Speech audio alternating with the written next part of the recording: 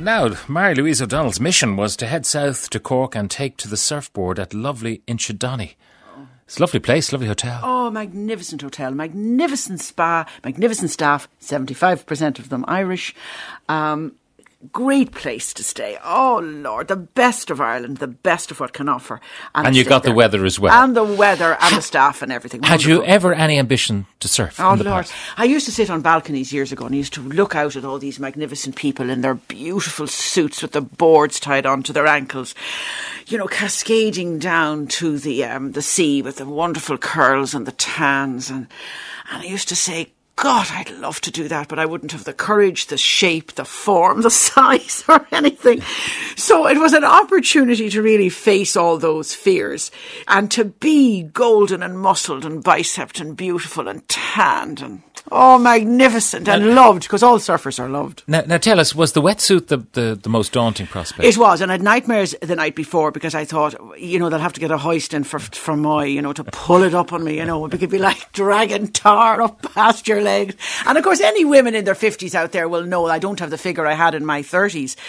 And this wetsuit is very interesting because it would certainly give Unislim and Weight Watchers a run for its money, because it pulls everything that's going astray into where it should be. So you look good in it. You actually look good in it, and it powers your whole body into itself. Now, I was behind a curtain, and these wonderful golden surfers were Colm Macaulay, who runs the West Cork Surf School, were standing outside, and Wayne Patrick Murphy and Liam and Owen and Joseph and Luke and all these beautiful surfers standing outside, and I was in behind the curtain trying to drag this seal suit up on myself, and I had to put my head around the curtain, and I said to Colm, would you mind coming in and giving me a bit of a hand?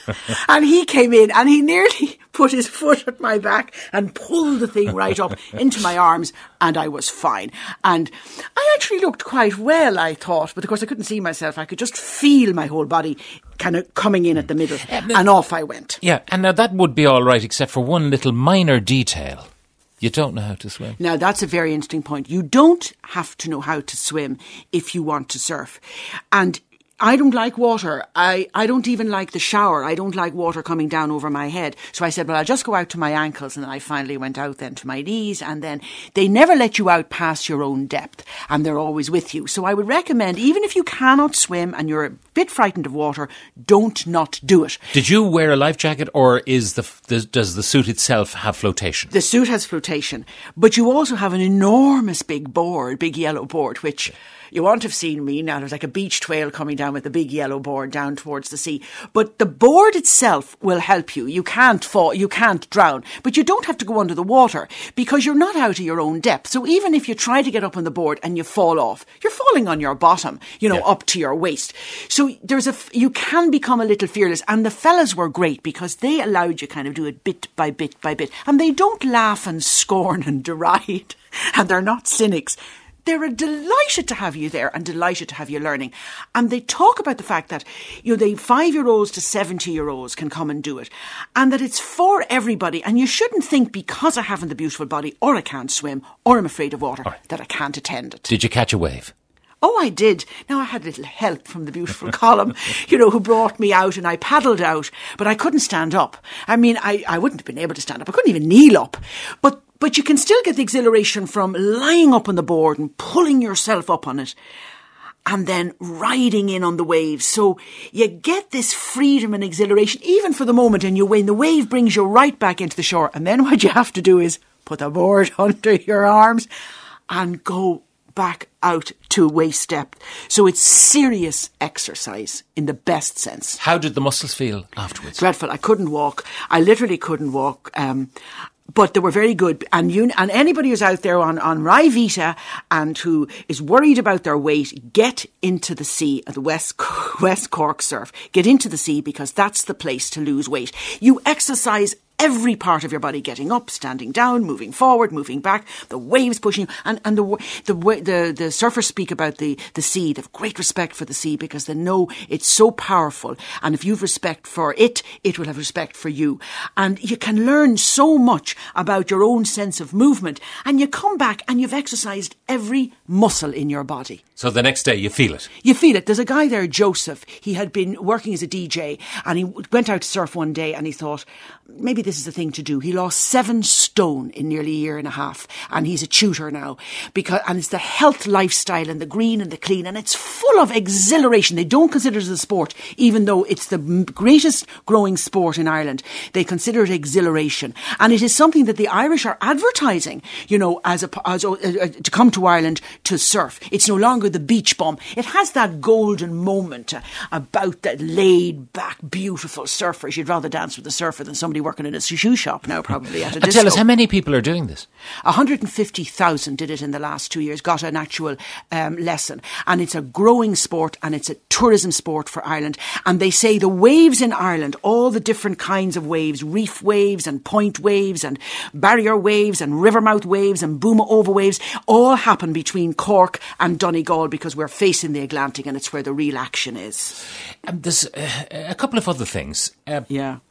Autistic children. Oh, they have what they call surf to heal. Autistic children love the water because they're outside the bombardment of noise of their own senses and they're just there in their own little world. And the surfers talk about this as like walking in space, being in the wave. Now I was like a beached whale on the board, but I was in my own world as well, and I loved that.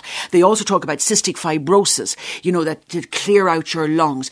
It's so healthy. I never thought that in my 50s I could do something like this and enjoy it. I was laughing and roaring and screaming and the little waves were exhilarating for me. So I'd recommend people do it.